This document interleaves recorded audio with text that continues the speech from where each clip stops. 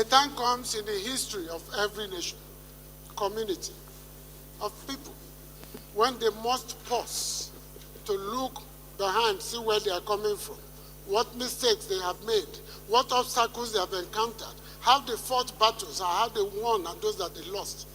Review their present and map out a future for themselves.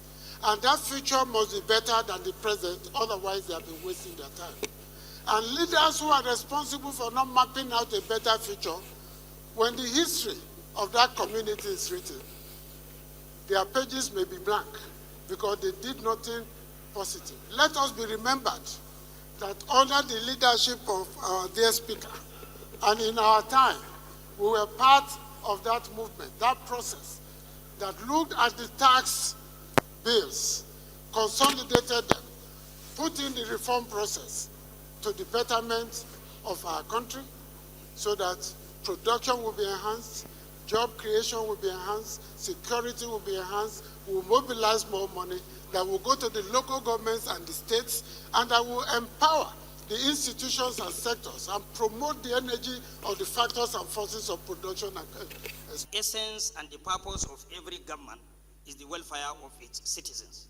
And whenever this welfare is not fairly or evenly distributed, that is going to cause chaos and is going to defeat the purpose of which government is established.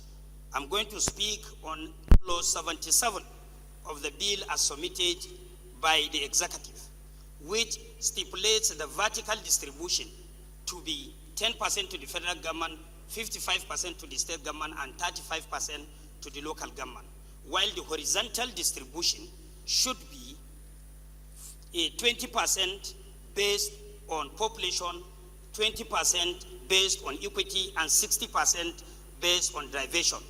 Mr. Speaker, honorable members, governors' forums and other stakeholders have made their submission. I am a bit different from their position, particularly in the area of derivation. As earlier said, derivation is not clearly written or explained or stated whether it's a consumption derivation they mean or they mean generation derivation. 2 minutes more, please. No, I have, thank you so much for adding me 2 minutes. Now I have 3 minutes, 14 seconds. So what I'm trying to say in a nutshell is they have not stated clearly whether they mean by consumption derivation or derivation based on generation.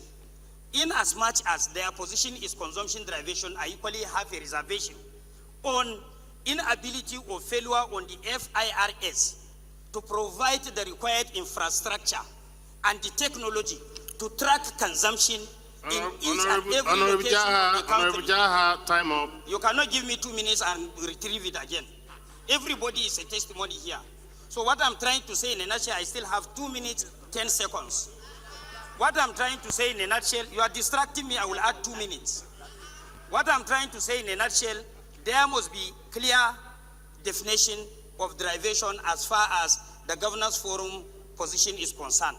If they don't have the technology to track consumption, and they mean the 30% is derivation based on generation, where the 30% of the VAT collected is going to be released to the areas where these companies are headquartered, I have a reservation.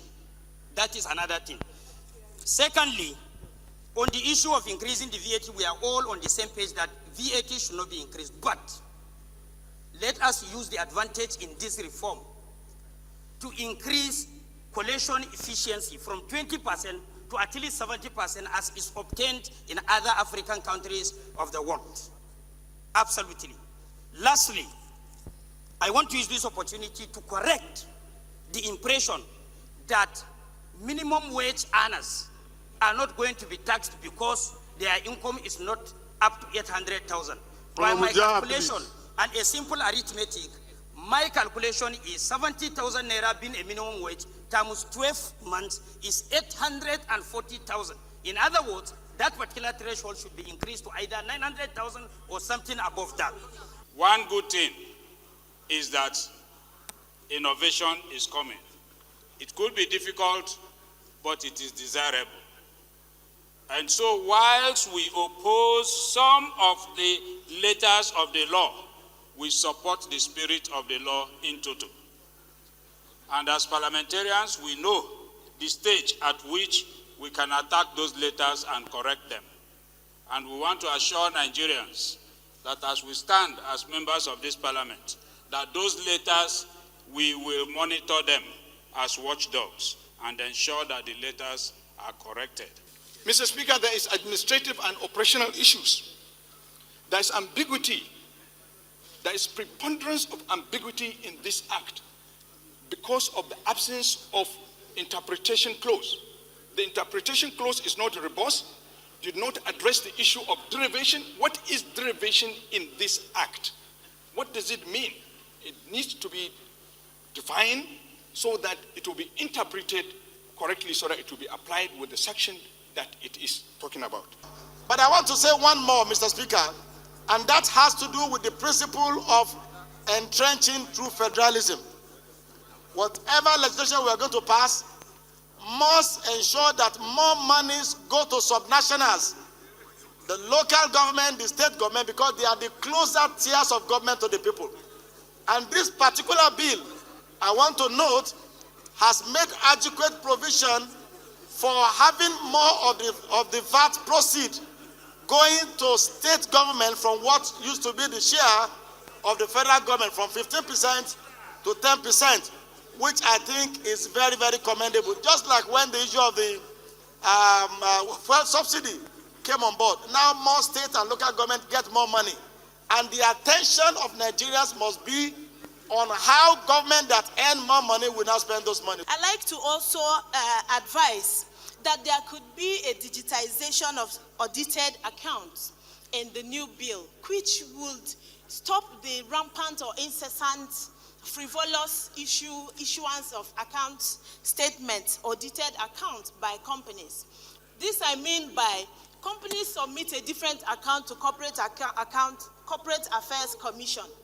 Then they submit a different account to FIRS in a bid to lower their incomes. So I think that this should be digitized in a manner that what you submit is what will be used for you. I also want to advise against executive issuance of exemption orders. We are ready for the economic transformation that we all yearn for in this country, and making Nigeria to be globally competitive.